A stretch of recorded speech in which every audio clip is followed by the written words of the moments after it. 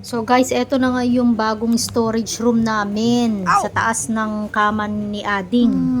Sobrang liit na niya talaga guys. Promise. Ang hirap-hirap ng magtambak ng gamit dito sa bahay ni Amo, kaya dapat padala ka agad sa Pilipinas pag marami na kaming naipon.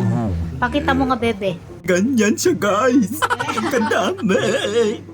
Oo, ganyan karami guys. Oh, Dami namin yan. gamit, oh. Dalawang stripe bag. Yan. Sa amin yan, dalawang strike bag. Sino mag-mine nito? Oh, kunin nyo na. Kumain nyo na. Akin na nga yung styrofoam na yan. Akin. Video na ko. Batuin natin yung mukha niya.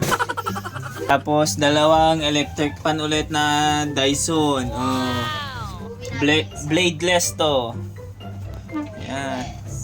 Tapos, mga ilaw. Tapos yan, oh. Yan siya, oh. Yan. Kalat yan. Ay,